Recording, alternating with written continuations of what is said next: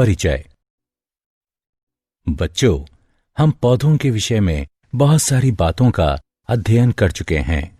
चलो अब हम उच्च पादपों में प्रकाश संश्लेषण के विषय में जानते हैं। प्रकाश संश्लेषण प्रकाश ऊर्जा को रासायनिक ऊर्जा में परिवर्तित करने की एक प्रक्रिया है।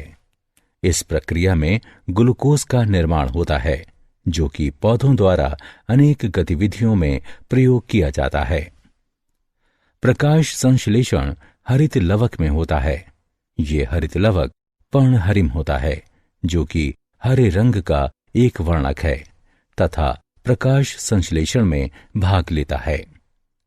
केल्विन चक्र तथा C4 चक्र दो चक्र हैं जो कि प्रकाश संश्लेषण की प्रक्रिया में भाग लेते हैं।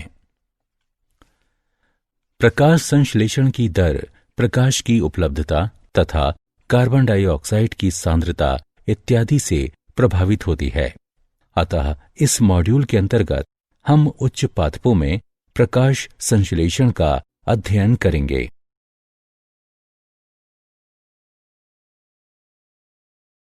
उद्देश्य: इस पाठ के अंत में आप निम्न करने में सक्षम हो जाएंगे। प्रकाश संश्लेषण को परिभाषित करना, प्रकाश संश्लेषण के प्रारंभिक प्रयोगों की चर्चा करना, प्रकाश संश्लेषण कहाँ संपन्न होता है इसको जानना, प्रकाश संश्लेषण में भाग लेने वाले वर्णकों का वर्णन करना, प्रकाश अभिक्रिया का वर्णन करना, इलेक्ट्रॉन परिवहन का वर्णन करना, जल के विघटन को परिभाषित करना, चक्रीय एवं अचक्रीय फोटो फोस्फोरिलेशन का वर्णन करना, रसोपरासरणी परिकल्पना यानी केमियोस्मोटिक हाइपोथेसिस की चर्चा करना, केल्विन चक्र का वर्णन करना, C4 पथ का वर्णन करना, प्रकाश श्वसन यानी फोटो रेस्पिरेशन की चर्चा करना, प्रकाश संश्लेषण को प्रभावित करने वाले कारकों का वर्णन करना।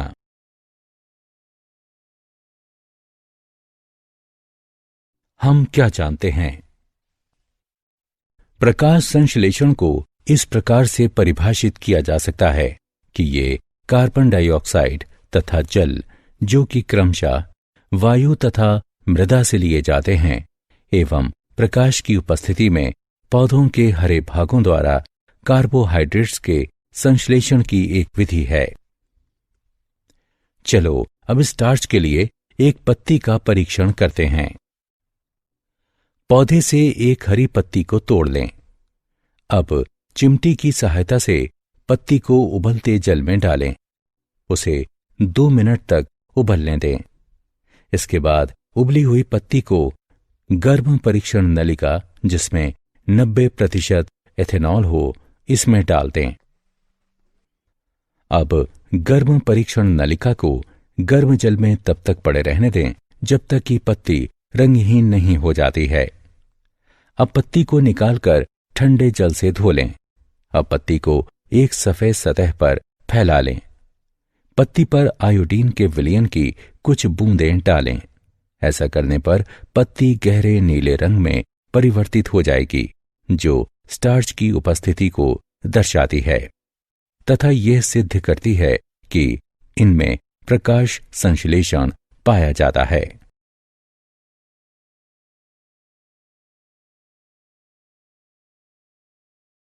प्रारंभिक प्रयोग। प्रीस्ले प्रयोग।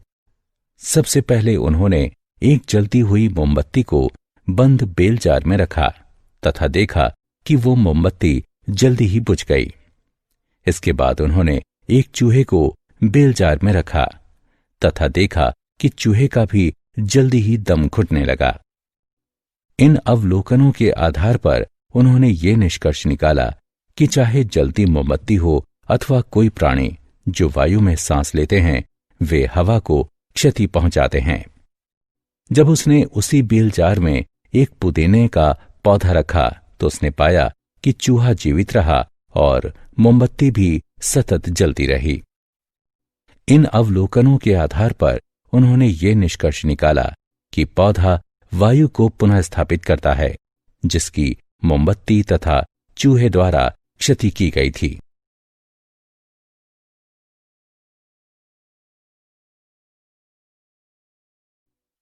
जॉन इंजनहाउस ने यह प्रमाणित किया कि प्रकाश संश्लेषण के लिए सूर्य का प्रकाश आवश्यक होता है। इंजनहाउस ने अपने एक परिष्कृत प्रयोग में एक जलीय पौधे के साथ यह दिखाया कि तेज धूप में पौधे के हरे भाग के आसपास छोटे छोटे बुलबुले बन गए थे, जबकि अंधेरे में रखे गए पौधे के आसपास बुलबुले नहीं बने थे। इन बुलबुलों की पहचान ऑक्सीजन के रूप में की गई।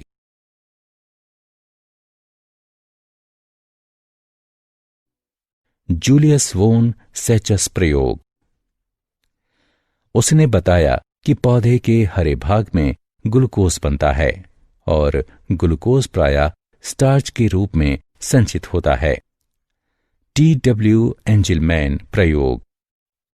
उसने प्रिज्म की सहायता से प्रकाश को स्पेक्ट्रमी घटकों में अलग किया और फिर एक हरे शैवाल क्लेडोफोरा को प्रदीप्त किया गया।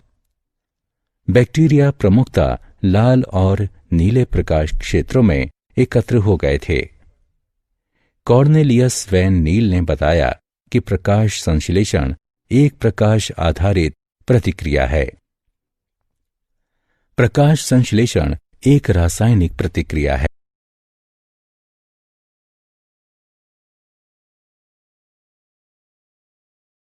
प्रकाश संश्लेषण कहाँ संपन्न होता है? प्रकाश संश्लेषण हरित लवक में होता है, जो कि पौधों के सभी हरे भागों तथा पत्तियों, जो कि प्रकाश संश्लेषण का मुख्य स्थान है, उनमें उपस्थित होता है।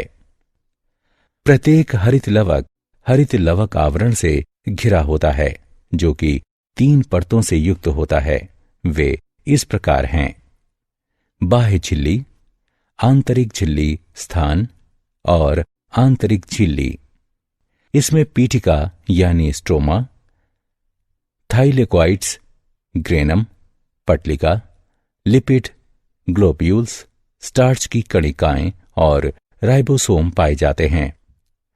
प्रकाश संश्लेषण की 2 अवस्थाएं होती हैं: प्रकाश अभिक्रिया और अप्रकाशी अभिक्रिया। हरित लवक प्रकाश संश्लेषण की दोनों अवस्थाओं में सम्मिलित होता है। प्रकाश अभिक्रिया में झिल्ली तंत्र प्रकाश ऊर्जा को ग्रहण करता है तथा एटीपी एवं NADPH का संश्लेषण करता है। अप्रकाशीय अभिक्रिया में शर्करा का संश्लेषण होता है। ये अभिक्रिया प्रकाश पर प्रत्यक्ष रूप से निर्भर नहीं होती, लेकिन प्रकाश अभिक्रिया के परिणाम पर निर्भर होती है।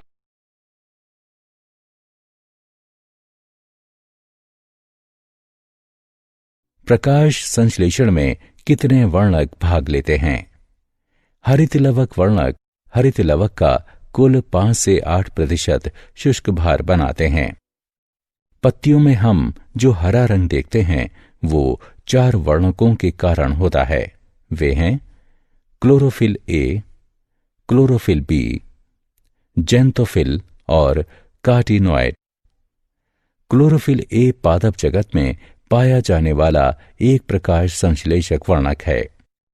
ये नीले हरे रंग का होता है तथा ये चक्रीय एवं अचक्रीय फोटोफॉस्फोरिलेशन के दौरान इलेक्ट्रॉनों के उत्सर्जन के लिए उत्तरदायी होने के कारण प्राथमिक संश्लेषक वर्णक कहलाता है। क्लोरोफिल बी पीले हरे रंग का होता है। क्लोरोफिल बी स्वयं द्वारा अवशोषित ऊर्जा को क्लोरोफिल ए को स्थानांतरित करता है। इस प्रकार ये एक सहायक वर्णक कहलाता है।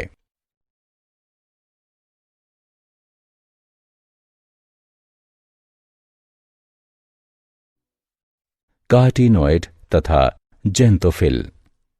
कार्टिनॉइड लाल पीले तथा नारंगी रंग के लिपिड यौगिक होते हैं। ये प्रकाश ऊर्जा को अवशोषित करते हैं तथा प्रकाश संश्लेषण में उपयोग के लिए इस ऊर्जा को क्लोरोफिल ए में स्थानांतरित कर देते हैं। ये फोटो ऑक्सीकरण से क्लोरोफिल अणुओं की रक्षा भी करते हैं। जेंतोफिल पीले रंग के होते हैं। ये क्लोरोफिल के साथ प्रकाश संश्लेषण में भाग लेते हैं।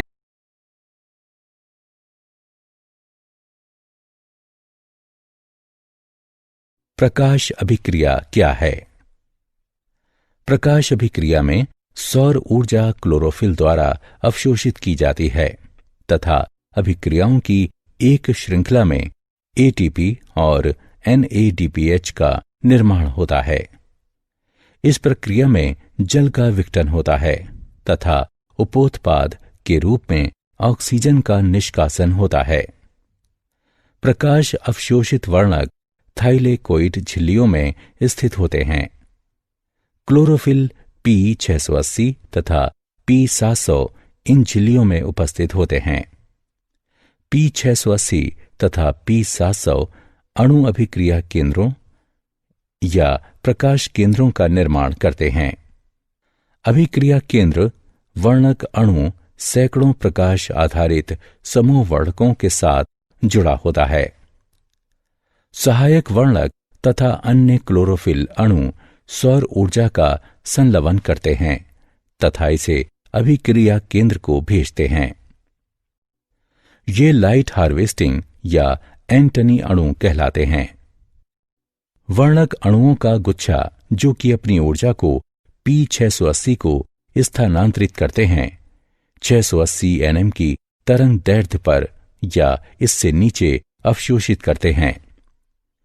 P680 के साथ मिलकर ये फोटोसिस्टम प्रथम या फोटोसिस्टम द्वितीय का निर्माण करते हैं।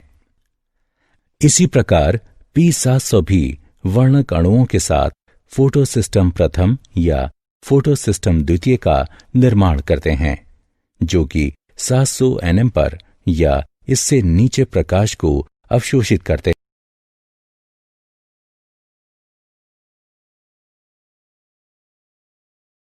इलेक्ट्रॉन परिवहन। दोनों फोटोसिस्टम इसमें भाग लेते हैं तथा P680 या PS2 द्वारा निष्कासित इलेक्ट्रॉन वापस नहीं आता है, किंतु PS1 की सहायता से ये NADP+ से गुजरता है। PS1 का अभिक्रिया केंद्र के इलेक्ट्रॉन भी लाल प्रकाश की 700 nm तरंग दैर्ध्य को अवशोषित करके उत्तेजित होता है और ये अन्य ग्राही अणु में जिसका अपचयोपचय यानी रिडॉक्स विभव अधिक हो स्थानांतरित होता है। ये इलेक्ट्रॉन्स पुनः अधोगामी गति करते हैं, परंतु इस बार वे ऊर्जा से प्रचुर NADP अणु की ओर जाते हैं। ये इलेक्ट्रॉन्स NADP को अपचयित कर NADPH+ और H+ को बनाते हैं। इलेक्ट्रॉन के स्थानांतरण की ये सारी योजना PS2 से शुरू होकर शिखरो परिग्राही की ओर इलेक्ट्रॉन परिवहन श्रृंखला से होते हुए PS1 तक इलेक्ट्रॉन की उत्तेजना, अन्य ग्राही में स्थानांतरण और अंत में अधोगामी होकर NADP+ को अपचयित कर NADPH+ H+ के बनने तक होती है। ये सारी योजना Z के आकार की होती है, इसलिए इसे Z स्कीम कहते हैं।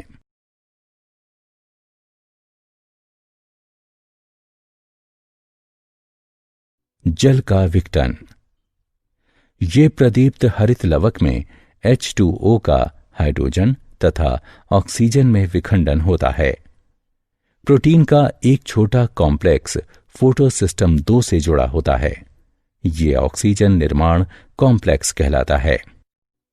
ऑक्सीजन निर्माण कॉम्प्लेक्स केंद्र जल यानी H2O, ऑक्सीजन, H+ तथा इलेक्ट्रॉन में ऑक्सीकृत हो जाता है। इस प्रक्रिया के दौरान Cl- Ca2+ तथा Mn2+ की आवश्यकता होती है।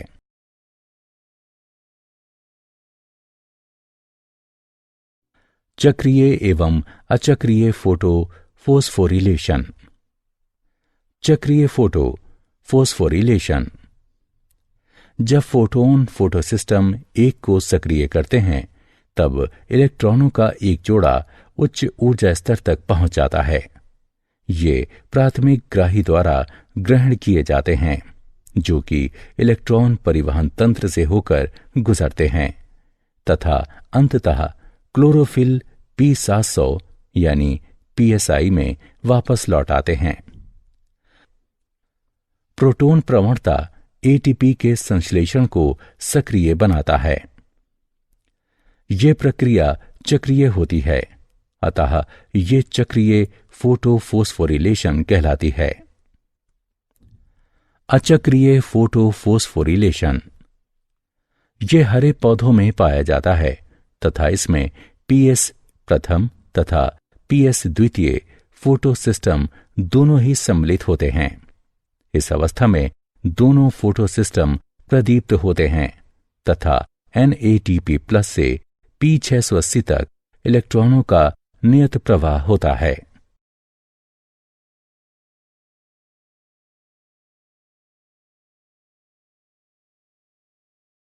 रसोपरासरणी परिकल्पना, केमियोस्मोटिक हाइपोथेसिस। रसोपरासरणी परिकल्पना हरित लवक में एटीपी संश्लेषण का वर्णन करती है। रसोपरासरणीय के लिए एक झिल्ली, एक प्रोटॉन पंप, एक प्रोटॉन प्रवणता तथा ATPH की आवश्यकता होती है। थाइलेकोइड झिल्ली में प्रोटॉन झिल्ली के अंदर, जो कि अवकाशिका यानी ल्यूमेन में स्थित होती है, उसकी तरफ संग्रहित हो जाते हैं। प्रोटॉन प्रवणता निम्नलिखित कारणों के कारण विकसित होती है। जल विघटन अभिक्रिया झिल्ली की आंतरिक सतह में होती है, इसलिए इस अभिक्रिया में निर्मित हाइड्रोजन आयन अवकाशिका यानी ल्यूमेन में संचित हो जाते हैं। फोटोफोस्फोरिलेशन के दौरान जब इलेक्ट्रॉन वाहक अणु स्वयं के इलेक्ट्रॉनों को झिल्ली की अंतरा सतह में स्थित इलेक्ट्रॉन वाहक को भेजता है, तब प्रोटॉन झिल्ली की अंतरा सतह यानी अवकाशिका में मुक्त होते हैं। NADP रिडक्टेस एंजाइम झिल्ली के स्ट्रोमा की ओर होता है। PS1 के इलेक्ट्रॉन ग्राही से आने वाले इलेक्ट्रॉन्स के साथ साथ प्रोटॉन NADP को NADPH+ में अपचयित करने के लिए आवश्यक होता है। ये प्रोटॉन पीटिका स्ट्रोमा से ही आते हैं। परिणाम स्वरूप स्ट्रोमा में उपस्थित प्रोटॉनों की संख्या घट जाती है तथा अवकाशिका में उपस्थित प्रोटॉनों की संख्या बढ़ जाती है। इसलिए थाइलेकोइड झिल्ली के आर पार एक प्रोटॉन प्रवणता स्थापित हो जाती है। प्रोटॉन प्रवणता के टूटने पर ऊर्जा मुक्त होती है।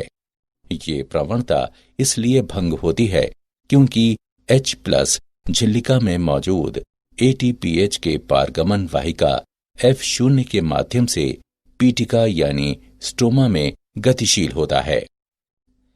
ATPH इस एंजाइम के दो भाग हैं, F0 और F1। ATPH के कण F1 में संरूपण परिवर्तन आता है, जिससे कि एंजाइम ऊर्जा से प्रचुर ATP अणुओं का संश्लेषण कर सकता है।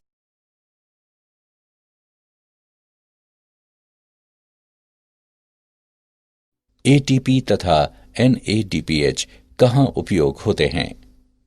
ATP तथा NADPH प्रकाशीय अभिक्रिया में निर्मित होते हैं तथा ये भोजन के संश्लेषण की प्रक्रिया को संचालित करते हैं।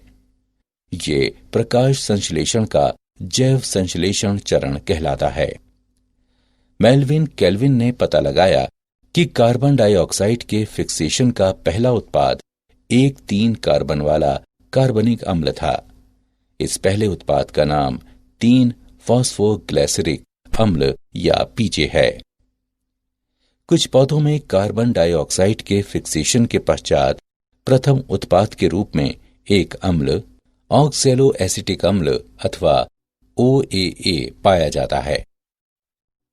CO2 के प्राथमिक ग्राही अणु एक 5 कार्बन वाला कीटो शुगर यानी शर्करा था। ये रिब्यूलोज 1 से 5 बिसफोस्फेट यानी RUBP था।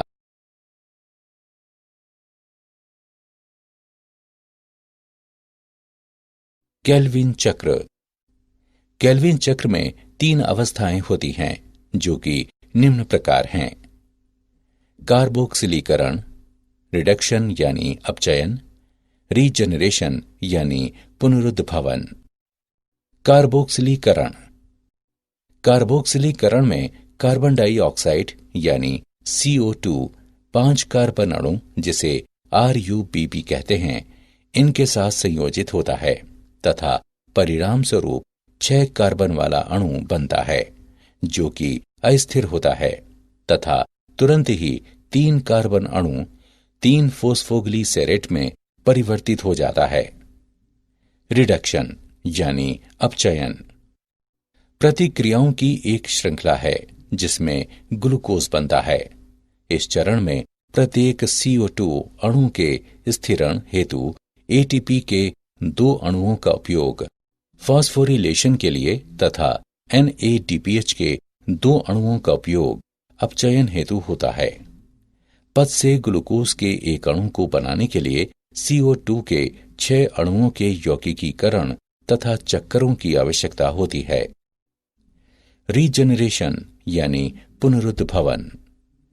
अविरत केल्विन चक्र के लिए RUBP के अणु का रीजनरेशन यानी पुनरुद्भवन आवश्यक होता है।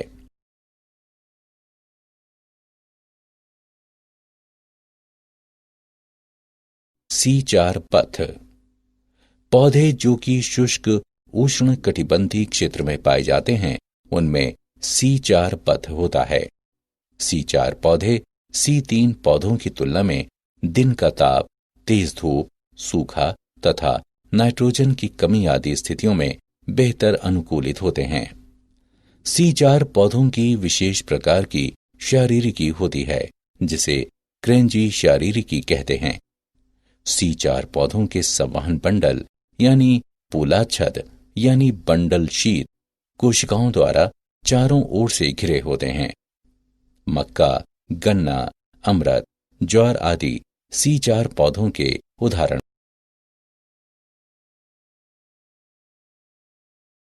C4 पथ की क्रियाविधि। मध्योतक कोशिका के कोशिका द्रव्य में फोस्फोइनोल, पाइरुवेट, कार्बोक्सिलेज की क्रिया द्वारा कार्बन डाइऑक्साइड का प्राथमिक ग्राही अणु फोस्फोइनोल पाइरुवेट है। ये 4 कार्बन वाला यौगिक ऑक्सेलो एसीटेट का निर्माण करता है तथा ये एक अन्य 4 कार्बन वाले यौगिक जिसे मैलेट कहते हैं उसमें परिवर्तित हो जाता है तथा NADPH का निर्माण करता है। अब मैलेट यानी पोलाच्छद बंडल शीत कोशिकाओं को स्थानांतरित हो जाता है। 4 कार्बन वाला मैलेट विकार्बनीकृत होकर कार्बन डाइऑक्साइड, एक 3 कार्बन वाला यौगिक पाइरुवेट तथा NADPH का निर्माण करता है। कार्बन डाइऑक्साइड राइब्लोज बिसफॉस्फेट के साथ जुड़कर केल्विन चक्र में सम्मिलित हो जाती है। उत्पन्न हुई पाइरुवेट मध्योतक कोशिकाओं में पुनः प्रवेश करता है जहां पर ये ATP से प्रतिक्रिया करता है तथा फॉस्फोइनोल पाइरुवेट में बदलकर पुनः C4 चक्र को प्रारंभ करता है।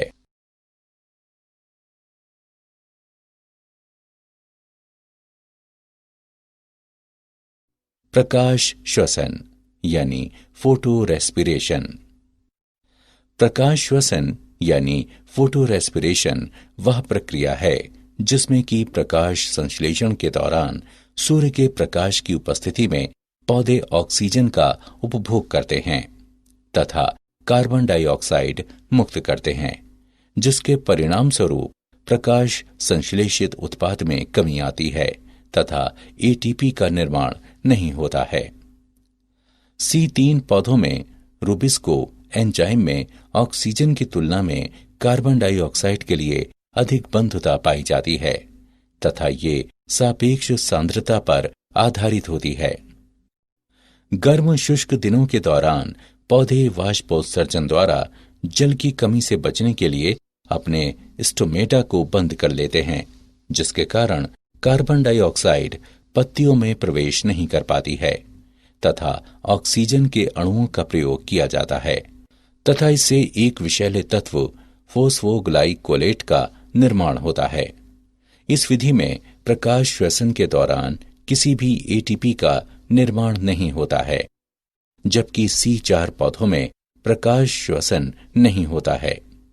इसका कारण यह है कि इनमें एक ऐसी प्रणाली होती है जो एंजाइम स्थल पर कार्बन डाइऑक्साइड की सांद्रता को बढ़ा देती है। ऐसा तब होता है जब कार्बन डाइऑक्साइड पोलाच्छद यानी बंडल शीत कोशिकाओं में मुक्त होती है।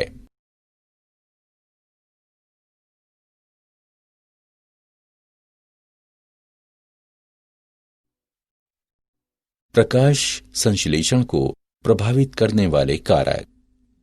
ब्लैकमैन का लॉ ऑफ लिमिटिंग फैक्टर्स दर्शाता है कि प्रकाश संश्लेषण की दर लिमिटिंग फैक्टर्स द्वारा प्रभावित होती है। उदाहरण, प्रकाश या कार्बन डाइऑक्साइड।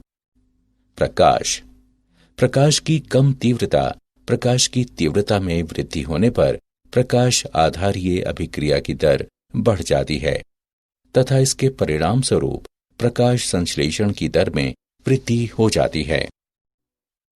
यद्यपि फोटोनों की अधिक संख्या पत्ती पर पड़ती है तो फलस्वरूप प्रकाश संश्लेषण का उत्पाद भी बढ़ता है।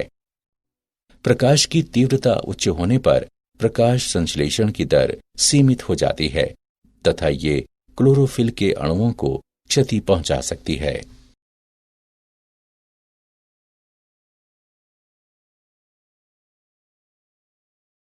कार्बन डाइऑक्साइड की सांद्रता। जब कार्बन डाइऑक्साइड की सांद्रता बढ़ जाती है तो अप्रकाशीय अभिक्रिया में कार्बन के कार्बोहाइड्रेट में परिवर्तन की दर भी बढ़ जाती है तथा इस प्रकार प्रकाश संश्लेषण की दर तब तक बढ़ती रहती है जब तक कि अन्य कारक द्वारा ये सीमित नहीं की जाती है। वायुमंडल में कार्बन डाइऑक्साइड की सांद्रता बहुत कम होती है। बढ़ती हुई सांद्रता भी प्रकाश संश्लेषण की दर को बढ़ाती है, लेकिन ये तब स्थापित हो जाती है जब स्थिरीकरण की दर अधिकतम पहुंच जाती है।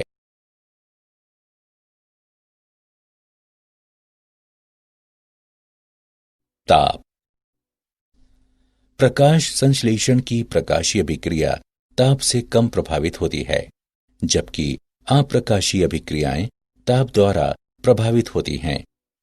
जब एंजाइम अभिक्रियाओं को उत्प्रेरित करते हैं, यद्यपि एंजाइम अनुकूलतम तापमान पर पहुंच जाते हैं तो कुल दर बढ़ जाती है।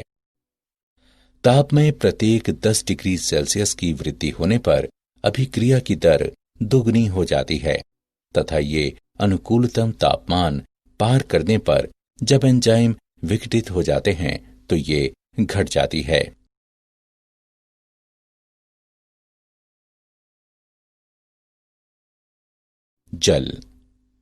जल प्रकाश संश्लेषण का अभिकारक है। एक पौधा अपने पूर्ण अवशोषण में केवल 1% से भी कम जल का प्रयोग करता है तथा शेष जल का वाष्पोत्सर्जन हो जाता है। जल की कमी के कारण स्टोमेटा बंद हो जाते हैं तथा इसके कारण कार्बन डाइऑक्साइड की उपयोगिता कम हो जाती है।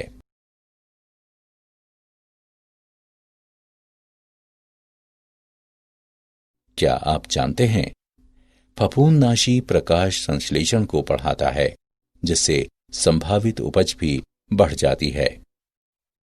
शोध से ये पता लगा है कि फफूंदनाशी में F500 पाया जाता है, जो कि पौधों को वातावरण के आघातों के विरुद्ध सहायक बनाता है। जेनिफर हॉलैंड PhD ने कहा है कि प्रकाश संश्लेषण पौधों में ऊर्जा उत्पत्ति का एक चालक इंजन है।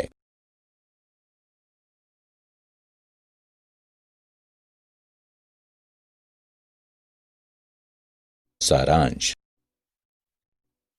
आइए हमने जो कुछ सीखा है उसे संक्षेप में दोहराएं।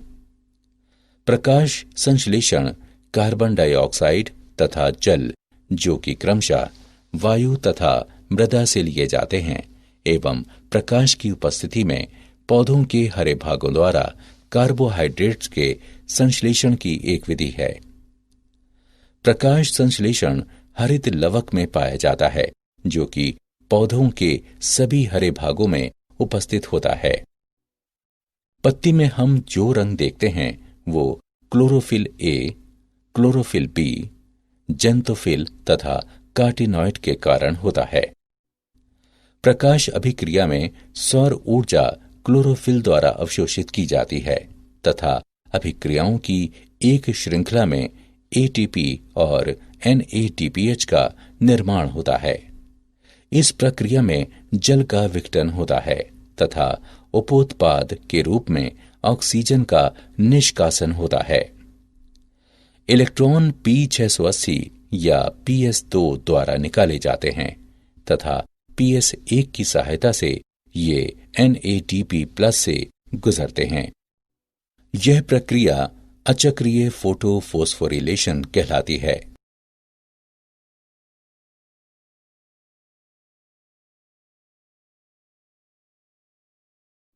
केल्विन चक्र की 3 अवस्थाएं कार्बोक्सिलीकरण, रिडक्शन यानी अपचयन तथा रीजनरेशन यानी पुनरुद्भवन होती हैं।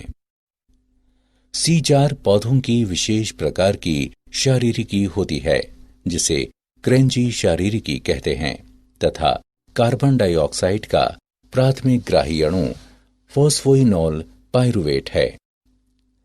प्रकाश श्वसन यानी फोटो रेस्पिरेशन वह प्रक्रिया है जिसमें प्रकाश संश्लेषण के दौरान सूर्य के प्रकाश की उपस्थिति में पौधे ऑक्सीजन का उपभोग करते हैं तथा कार्बन डाइऑक्साइड मुक्त करते हैं, जिसके परिणाम स्वरूप प्रकाश संश्लेषित उत्पाद में कमी आती है तथा ATP का निर्माण नहीं होता है।